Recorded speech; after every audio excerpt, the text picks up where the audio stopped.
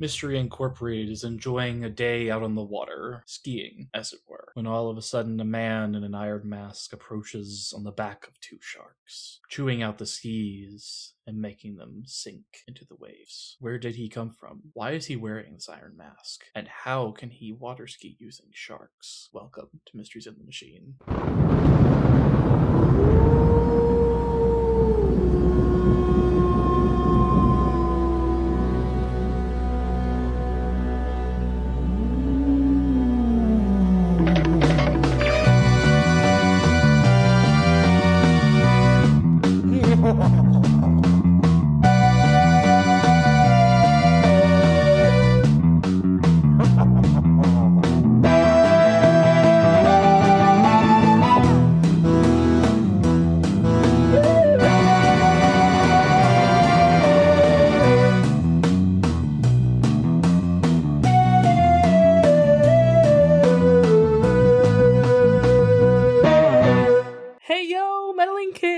I'm Charlie. And I'm Ethan. And we are back with another episode of the Scooby-Doo Show. This time, the creepy case of Old Iron Face. Mm-hmm. Honestly, I always forget this one, and then I'm like, all right, pleasant surprise, you know? Admittedly, I liked this one more than I thought I would.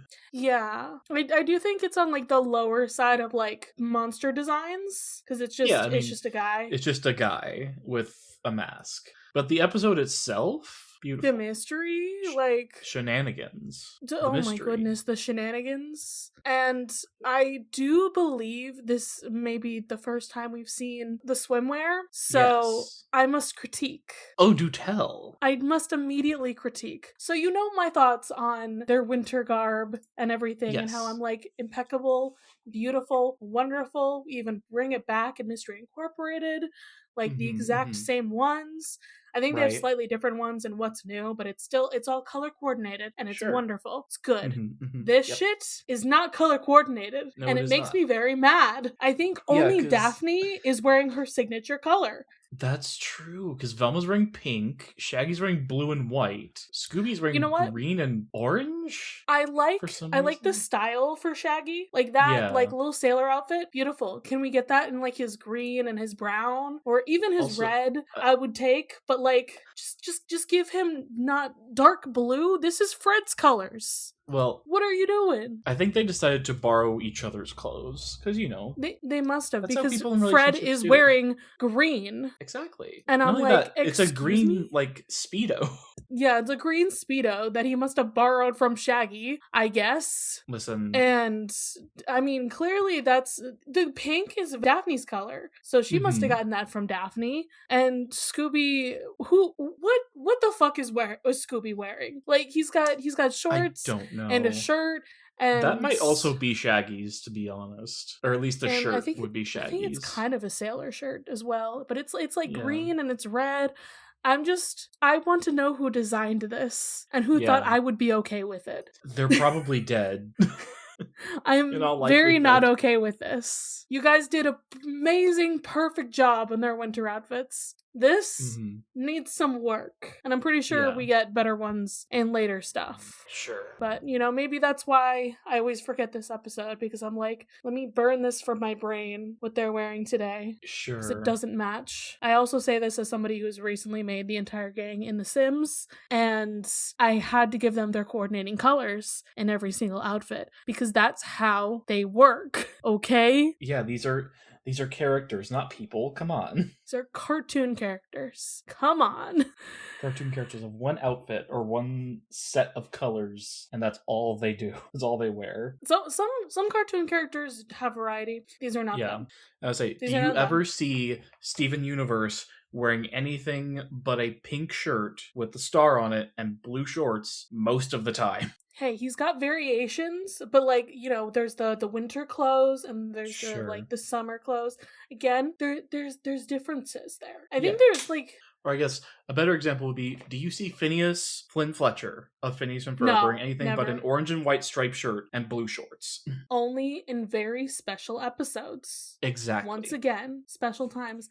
I'm trying to think of an example because I know there are examples of like certain shows where they do wear different outfits every time, and I want to say like Totally Spies is one of those. But like, I'm not familiar. I was like, is it Kim Possible? I don't think it's Kim Possible. I want to say it's Totally Spies. It's not Kim Possible because they definitely change their outfits there.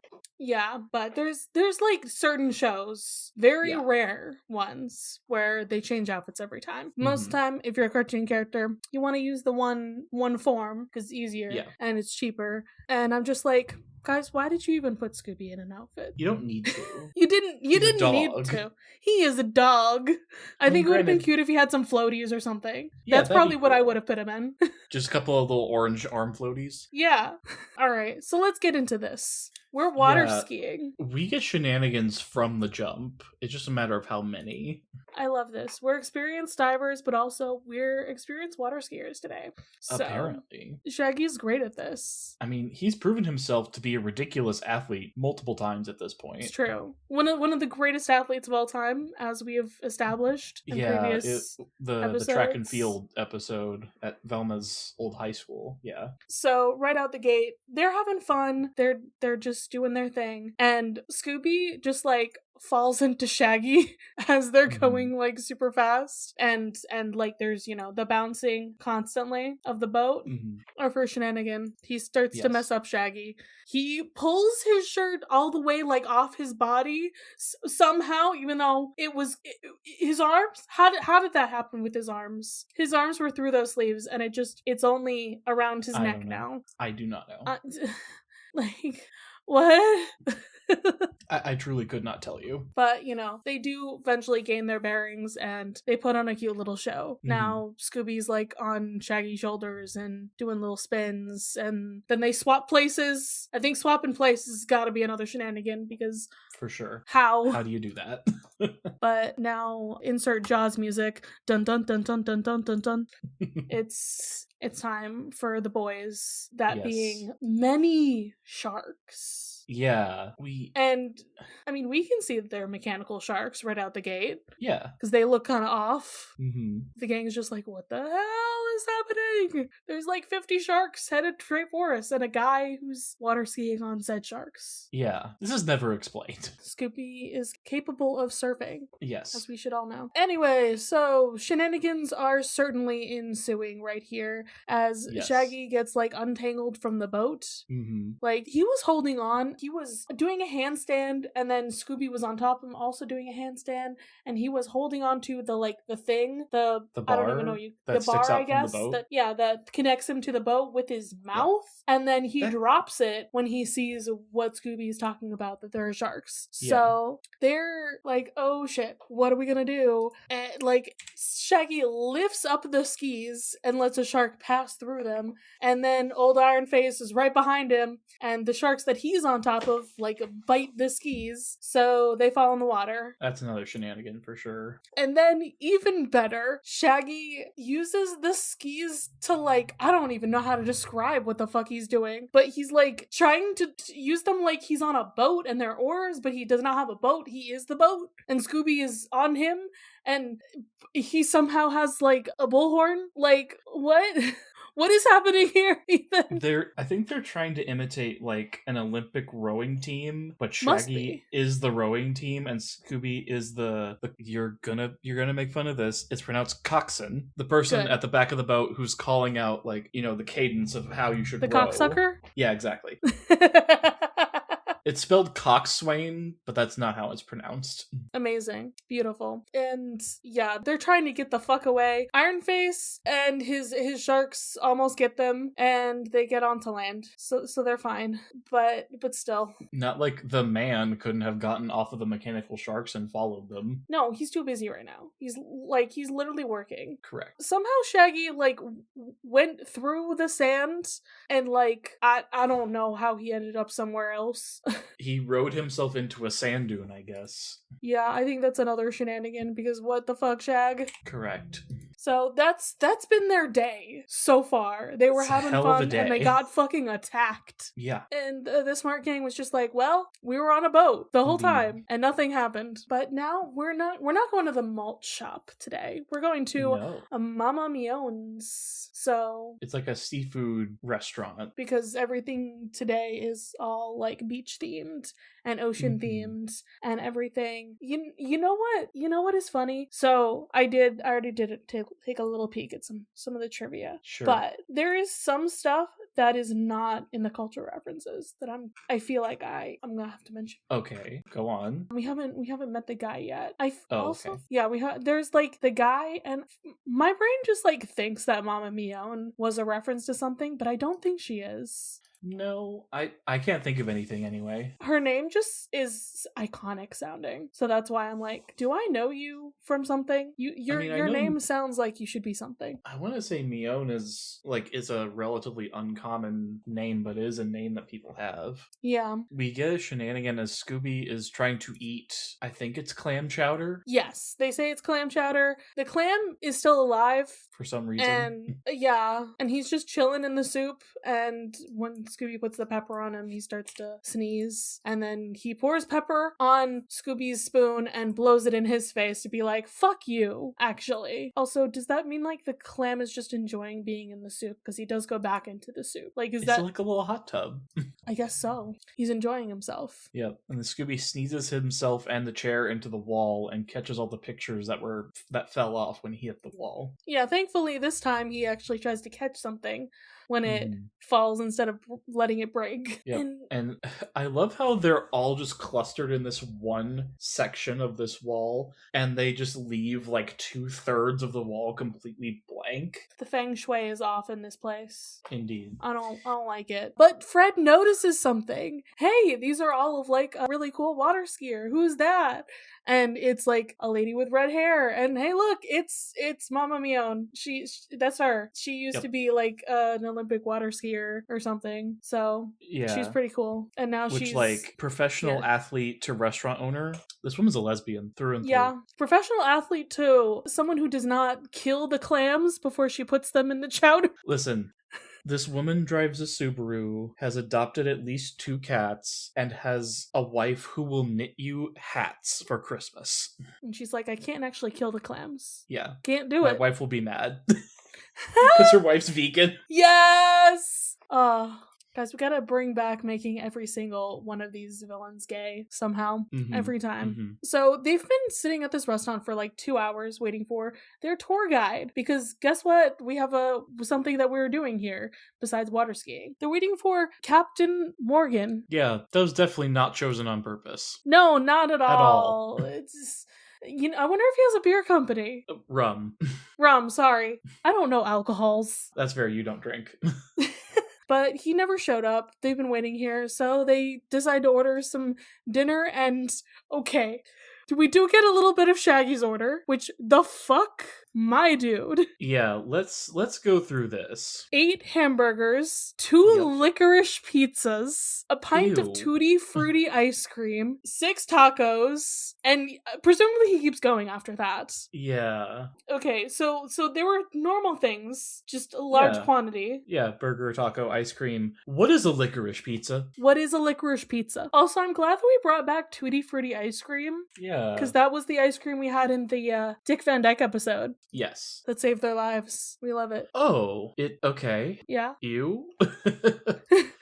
That's it. Okay. It's just ew. So here's the thing. Licorice pizza is slang for a vinyl record, is what I'm seeing. Because it's black and it's shaped like a pizza, I guess. Shaggy, why are you eating records? Or I think in this case he means a literal licorice pizza. I'm assuming he means a literal one. It's just funny that they were like, yeah, this is like a slang term for something else. Yeah. But also it's something horrible that Shaggy would eat because he's a bottomless pit. Yeah. There's also some people have made actual pizzas out of licorice. I don't it like looks this. gross. I'm good. I don't want to barf up the milkshake that I just had. Oh, sorry, bud. We don't have to talk about that anymore. We don't have to talk about this no more. But we do have to mention that after they've eaten, Shaggy's like, well, yeah, everything was great except for she forgot the hot sauce on my ice cream. Okay. Here's the thing. One, you didn't order it, Shaggy. Unless there was other ice cream, you did not order hot sauce. Here's the thing. There is an ice cream shop down the street from me that has Mexican hot chocolate ice cream that has chili powder in it. I hate this. I hate this so much. You would hate it. I loved it. Ethan, have I told you about the time when I got gummy bears? I always get like blue gummy bears because, you know, Percy Jackson. And I did not notice that I go to like this same like freaking, I mean, it's a different like place that I was in, but it was the same shop, like same store that I go to for like candy. And this time they were spicy. They were spicy gummy bears. Say they were spicy? I did not notice. Ah. And I was just like, oh, it's like the same gummy bears I get at like the other store, which is the same place as this in a different location. Yeah. I was not expecting spicy. Oh no. Why the fuck are we making spicy gummy bears? I mean, I've had cinnamon gummy bears that were kind of spicy, but these were not cinnamon. They were just hot blue raspberry? They were hot blue raspberry gummy bears. And I'm like, what the fuck? I'm still mad about it. Who in their right mind would do that? I'm still mad about it. That seems like an affront to candy, I gotta be honest with you. It was an affront to my mouth. I was like, fair. Is there something wrong with me? Am I dying? Like, tasting this and it burns my mouth and I'm like, this is not normal. No. And then I was like, oh, okay, it's spicy for some reason. Okay, sure. Maybe I can just eat this. Maybe this will be fine. Then I'm like, no, nah, dog, this is not happening. It's not enjoyable because it's not what I wanted. Rip. So anyway, so the gang decides they wait outside the restaurant for a little while for the captain. He doesn't show up, so they're like, all right, we're just gonna get a boat and go to the island and try to find him. Well, first they almost get run over by this random truck that, okay. So, shit, why can't I remember anything? I was gonna make a reference to the triangle symbol, and it's the Illuminati, Bill Cipher? There we go, yeah. So the Illuminati almost ran them over. Yes, precisely. In this episode, we keep getting this fucking triangle symbol. Yeah. It's the fucking Illuminati. I don't know why. It just is. It's funny to me. Mm-hmm. But there's a lot of food that's going in and out of this cafe. Mama Mionis. That's interesting. I don't know. Very but interesting. Probably not important right now. Probably not. But they do end up finding a boat, and then a second reference to another famous pirate has hit the Scooby-Doo episode because Captain Flint is here. Yeah, he's here, of Treasure Island by Robert Louis Stevenson, and by extension Treasure Planet. he's in this episode, I guess. And also he's our like creepy old guy who's like, don't go to that place. Yeah. This is the one that was not in the cultural references, by the way. And I'm just Why like, was he not come on. You guys got Captain Morgan. You didn't get Captain Flint? I know that, and I haven't even read the fucking book. Oh, I have. I was a weird child. I read it when I was like 8. To be fair, there was a time when I tried to read it. I have like a very special copy. It was one of my grandfather's favorite books. And so he like wrote a little thing in it and gave it to me. That's very nice of him. Tried to read it and I had no clue what the fuck was happening. Maybe someday I'll try again. Fair. Yeah, I was very small. Yeah, I was gonna say, you're like a full-on adult now. That might make more sense to you now. So yeah, Scooby we got Scooby lots and of Shaggy parts. try to run away. It's like, yep, this captain's making sense. And they do eventually find a boat, and it has a glass bottom, which is interesting. And old Iron Face is lurking underneath the dock, seeing them off. Just his eyes. Also, I did note that Captain Flint's boat is called the Sand Crab. Yep. Very cute. Love that. Iconic, truly. Also, Peter Pan reference, Skull Island. Hello. Is that in the cultural There we go. references? We'll get to it. It's not. It should be. Guys, do we need to start editing the Scooby-Doo wiki? I feel like we've asked this multiple times. At this point, we might as well. Like, wait, did Stosh tell us that they were editing Stosh told us this? that he was verified to become an editor for the Scooby-Doo wiki. Stosh, we're gonna start telling you things that you need to put on the wiki. We could also just do it. Nothing's stopping us. This is true. Nothing. Presumably, whoever's moderating that could verify what we're saying is true, but we'll see. Anyway. Now, I do want to count a shenanigan when they're trying to find a boat. Because Fred, lifts Shaggy and Daphne and Velma just lift Scooby because they're like, no, we're going this way. Come on. Mm-hmm. Yep. Let's go. We're finding a boat. And it's like, Fred, I know you're jacked, but also he's just lifting him all the way up. It's so funny. Listen, you gotta love a man who can sweep you off your feet. Truly. We do have one for the bingo card. It's somebody lurking in the shadows with just their eyes being seen. Creeping on the gang. Very green eyes, by the way. Very. Interesting. So they're off, and Velma switches on the floodlight underneath the boat so they can see the fish that are going around underneath them. Because they got a really snazzy boat that just happens to have one of those little openings in the bottom. Yeah, it's a tourist boat, so you can see all the local fish and stuff. Yeah, so they see seahorses, they see catfish, and then they see a dogfish. That's a Scooby-Doo fish. Scooby's head. Incredible. The existence of this fish is a shenanigan. Yes, it certainly is. Because I don't think that's a fish that exists in the world. It's a crime against nature. But they do not look like that. That fish is a crime against nature. Truly. Yeah, the dogfish shark. But they definitely do exist. So they do in fact see Captain Morgan's boat under the water. What's his boat called? I think it says it's called Neptune's World. What? Yeah, that's what it looks like it says. Huh. And it got blown up by a torpedo, apparently. Or perhaps a shark? Interesting. So he's in trouble. Clearly. Or maybe he's dead. I was gonna say, I would think he's dead. I mean, he's also very close to the island, so he could have presumably survived. True. But I'm just surprised that we didn't get we're experienced scuba divers and we're gonna go check out that boat. Nope, that was a one-time thing, and they didn't have any scuba gear on the tourist boat, because they essentially stole it and ran away. True. But so often we just have we're gonna go underwater and check this thing out in our scuba gear that we just so happen to have today. Yep. So we're going to Skull Island. That's the important thing. And we didn't even mention the whole thing. They were gonna be the first people to tour this island. It's a very important lore because this used to be an old prison. This is fucking Alcatraz. Yeah, they're going to Alcatraz. It's not Alcatraz, but it is. Also not in the cultural references. My goodness. Good lord. What are these people doing? This episode is just an amalgamation of references. Yeah. And just a mosaic of references and shenanigans as Daphne is bribing Scooby and Shaggy with Scooby snacks to go and explore the old prison. They finally decide on it's 4 each, 3 or 4. So she tosses them the Scooby snacks in the air, and a pelican swoops down and just scoops them all up in its beak. Simply incredible. I think the pelican should have said Scooby-Dooby-Doo. It should have. Missed opportunity. And that would have... I think that's just a rule. If another creature ends up with the Scooby snacks, it has to say Scooby-Dooby-Doo. It's the law. And then it's the law to me, personally.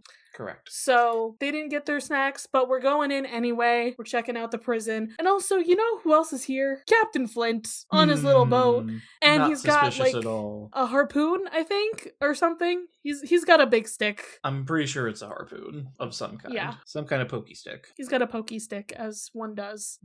Alright, so we're in the prison. At least Scooby and Shaggy are in the prison. And Charlie, I don't know if you've ever toured an old prison before. I don't think I have, no. About 3 hours from where I grew up in Jefferson City, Missouri, there is an old prison that does haunted tours. Oh, I love that. And one year, my Boy Scout troop decided to go there in October for the vibes. For the vibes. Let me tell you what. As the tour guide was explaining to us the history of the place and prisoners who had been there and all that, a bunch of us started getting psyched the fuck out. Well, yeah. How old were you? Probably 13 or 14. Okay. Just the right age to want to go on one of those things, but also still spooky. Yeah. So what Scooby and Shaggy do here, totally understandable. Yeah, we're hiding quite a bit here. First, we immediately jump in a box, and then somehow they're not in the box because they just start walking back to back. I think that's at least one shenanigan right there. It is. And they just keep swapping who's looking at what. The gate closes dramatically, and they're like, oh no, we're locked in. They're walking like normal. Okay, nothing is weird about this. And there's a well in the middle of this yard. Why? And as when they're not looking at it, it starts cranking itself. There is no one there, very clearly. And then they look back, and it's not cranking. And there's just an angry frog inside it. He's not that angry, but he's a frog. He is a frog. And then the frog sees old Iron Face and is like, I'm getting the hell out of here, jumps back in the bucket and goes down. This is a magic frog. Correct. So we gotta run from Iron Face. Of course. Shaggy immediately falls in the well, as you have to do. Because what else would you do? Iron Face pulls him back up and gets the bucket stuck on his head. Yep. I think that's kind of like a rule. If there's a well, someone's gonna fall in the well. If there's a bucket, someone's head's gonna end up in the bucket. Or foot. Correct. Yes. So Scooby and Shaggy run through a door labeled 101. And I'm going to count this as a shenanigan because on the other side of the door, it's barricaded and locked with 4 separate locks without us seeing them do anything. Yeah. Then this happens twice. And then the third time, when they go through door 103, we actually see them barricaded themselves. Yeah. And oh my god, Iron Face is literally not human. Superhuman. Yeah. What the hell? He just pushes through the first door, keeps pushing it until it goes through the second door, and pushes that until he gets to the third door, and then opens door 1, opens door 2, opens door 3, and hey look, he's right on top of them. At least one shenanigan, because how? Who? What? Yeah, for sure.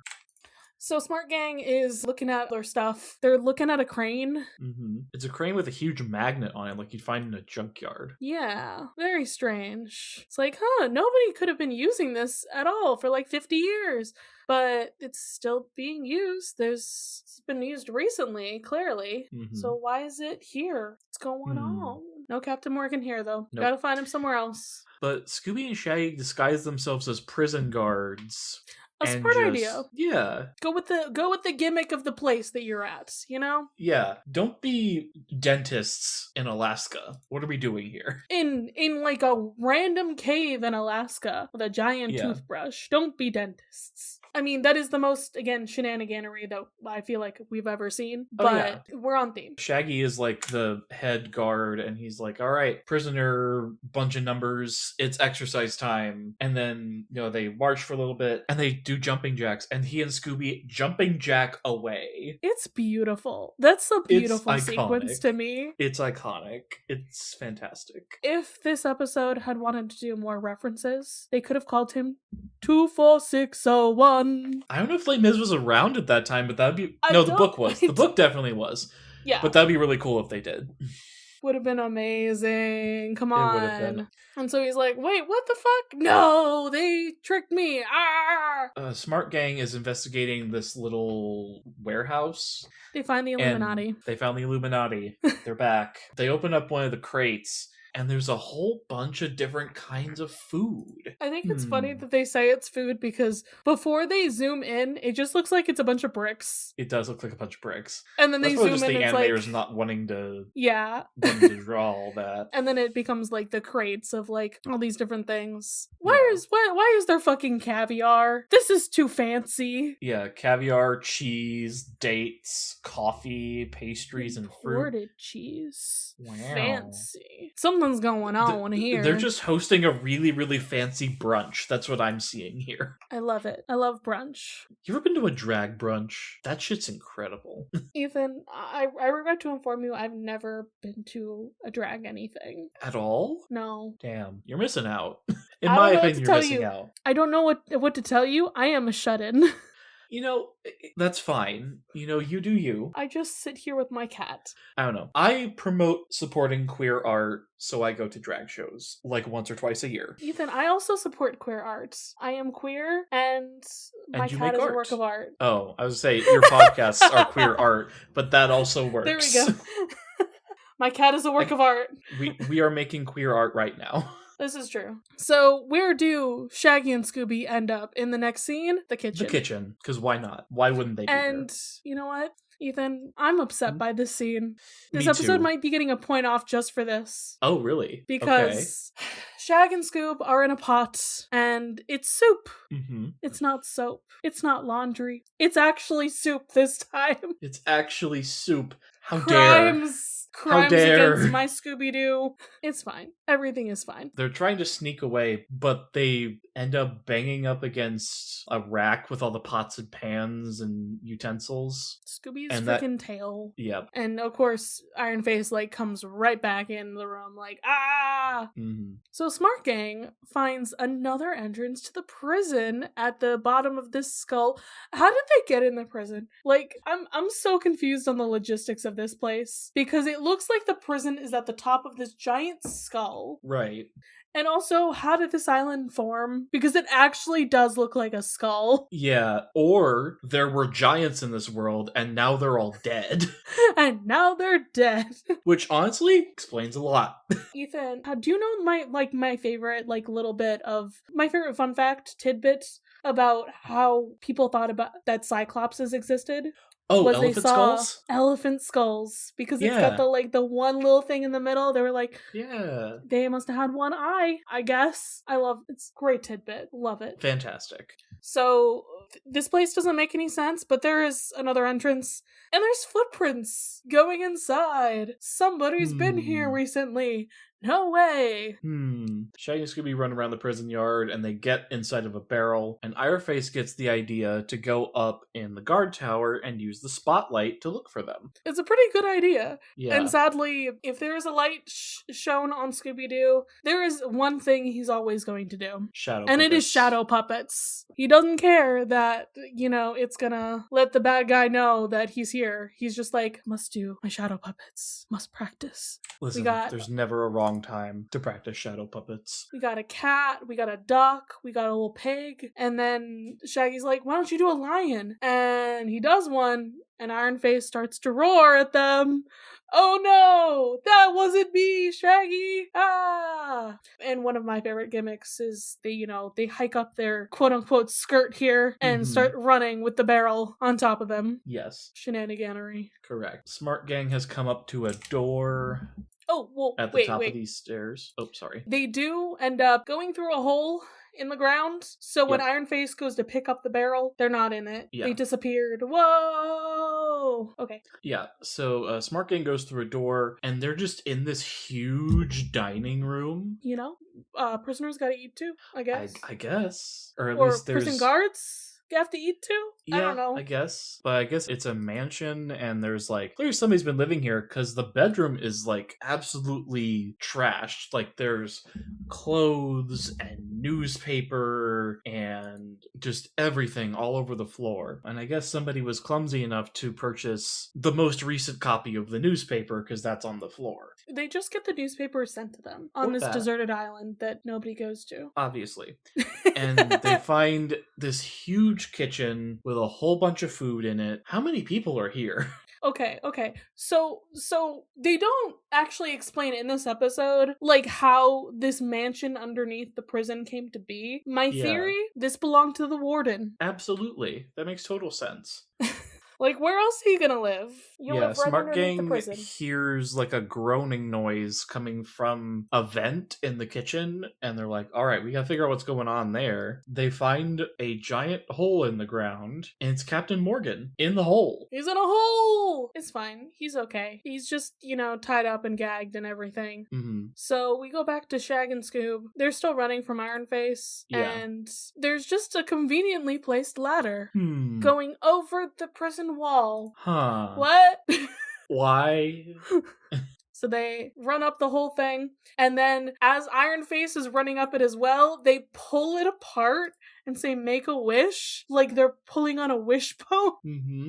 And Iron Face keeps climbing up the rungs of the ladder, only to realize he's not attached to anything anymore and falls to the ground. Yeah. Fucking Wile E. Coyote moment right there. It's beautiful. Shaggy turns the two long parts of the ladder, I don't know what to call anything, into stilts and has Scooby on his back. He's trying to get away, and Iron Face picks up an axe and starts trying to chop at the stilts. Thankfully, they're able to, run to the next, or jump onto the next balcony that they see. Into a laundry chute. Here's the laundry. We found it. It wasn't in the soup, but we still found laundry. Mm-hmm. Who's doing laundry here? I guess Iron Face? There's a lot of numbers on those shirts. So Smart Gang's talking to Captain Morgan, and he's like, I beached my boat, somebody grabbed me, and I ended up in here. Yeah, you know what? He doesn't look like his pictures on the rum bottles. He's a fake lot advertising. More... I mean, honestly, he's a lot hotter on the rum bottles than he is here. Let's be honest. That's fair. All right, so now Fred's like, we gotta capture the ghost. That's all we gotta do left right now. Shaq and Scoob go to the torpedo room, which is not filled with regular torpedoes. It's filled with sharks. Mechanical sharks. Mechanical sharks on wheels. And Iron Face, runs in there, so they jump into a shark and get torpedoed out. Why not? And they're driving the shark, and Iron Face starts water skiing on his little sharks as well. It's the best mode of transportation, to be fair. I guess it is. And they're going underneath the dock and everything. We're going this way and that way. Somehow they end up behind Iron Face because shenaniganery, as one does. Correct. Also, it's when the physics just break my brain a little bit here. We have lifted up the torpedo shark that Shag and Scoob are in onto its, bottom fin and turn around. Yeah, that's how that works. It makes sense when Iron Face does it because he's literally on top of it and he can that's how water skis work. Yeah, but they're inside of it. Yeah. But thankfully, we have a very conveniently placed magnet on this crane. Also, unless those sharks are made of aluminum, they're getting stuck to the magnet too. Yeah. But they didn't. Shenanigan. I call that as a shenanigan. But I also call the way Fred did this trap and it just sucks Iron Face's face to it. Yep.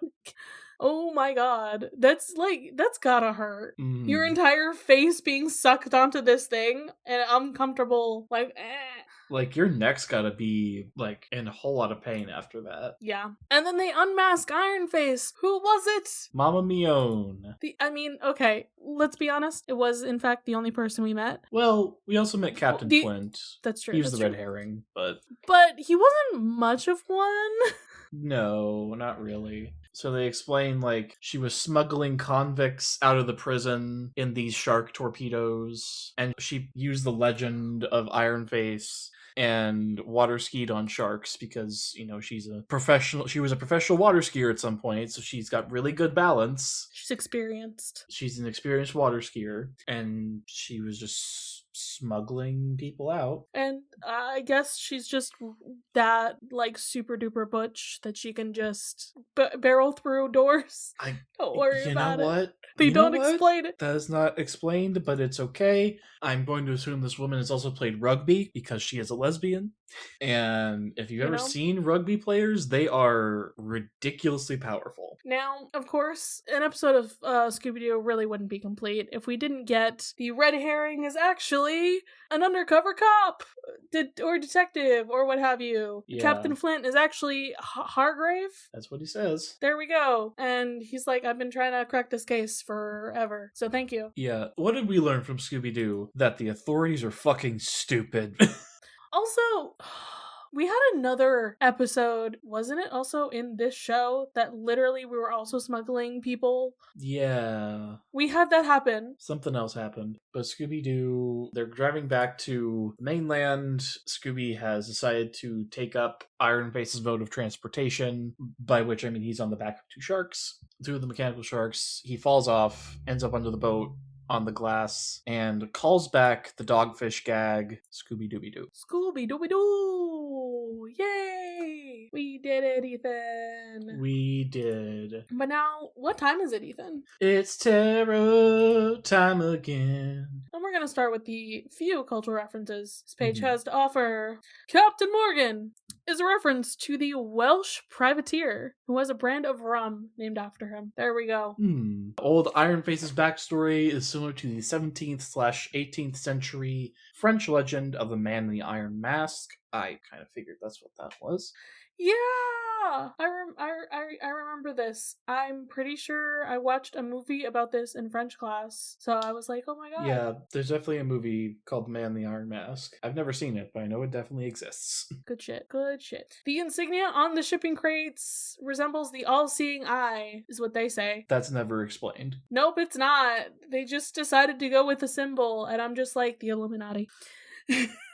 And now for the trivia. The gang told their friend Eric Stouffer about this case, and he used Old Iron Face in his computer game as seen in the direct-to-video film Scooby-Doo and the Cyber Chase. This episode replaces The Unnatural on the release of Scooby-Doo 13 Spooky Tales Field of Screams DVD. That sure is a title. This change doesn't make any difference since both episodes have been previously released and have the same running time. It's worth noting, though, that the former is associated to sports while the latter is not. What is this episode? Oh, that's a What's New episode. Interesting. Why do they replace it? I don't know. Scenes from this episode, particularly the unmasking, is used in Scooby-Doo Frank and Creepy, which features Mama Mione and a conspiracy group of other former convicts setting up a highly elaborate revenge plot. I always forget that that's the plot of that movie. I haven't seen it, actually. Me neither. Both Velma and Daphne wore bikinis in this episode, whereas in most cases, Daphne was the only female in a swimsuit. In times, both girls wore swimsuits. Daphne wore a bikini, while Velma wore a one piece. In this episode, Velma's bikini was pink, while Daphne's was lavender with no straps. Thank you. I don't think we needed to point that out, but alright. Sure. Clip with Velma saying, "Jinkies, I'm getting worried about Captain Morgan," was used in Scooby-Doo behind the scenes during Velma's interview. Never seen it. It's probably on our list of things that we're going to cover eventually. Probably. If Old Iron Face was a prisoner on Skull Island 100 years ago, before this episode, then that means Old Iron Face lived in the year 1878. Wow. Ooh, good stuff. All right, Ethan, how many shenanigans did we end up on this episode? Surprisingly less than I thought we did. We're kind of on the average. We got 28. Okay. We gotta do better next time, guys. Come on. Up the program. Get more shenaniganery in here. What are we getting this episode out of 5 Scooby Snacks? I feel like I'll go 4, personally. I was gonna give it a 4 as well. I'm like, you know what? We didn't get perfect because we didn't get soup / laundry. So yes. But it was pretty solid. And whose side are we on in this episode? I would be on the side of the Butch, but I don't think you should be smuggling prisoners. Depends on what they were in prison for, but we never get that. But we don't get enough of the backstory. What's going on here? Like, why is she doing this? Like, if they were in prison because of, like, possession of weed, that's one thing. Yeah, like, if she was, like, doing this for a good cause, am I talking myself into this? Maybe I'm talking myself into this. Maybe we're on the side of Mama Mione today. I don't know. I mean, I generally support lesbians, just in general, because they're fantastic. I'm gonna be on her side because I want more to her backstory, and this woman could apparently, like, bust through walls. She could step on me and I'd like it. Hell yeah, Charlie. First time we've been on a bad guy's side in a while, and it's just because... Probably since Where Are You, if I'm being honest. Listen, that we've been straight up on their side. I love me a strong woman, so indeed. I think that's good enough. Yeah, me too. And now we're gonna go split up and look for clues for our next mystery. Bye-bye! Bye!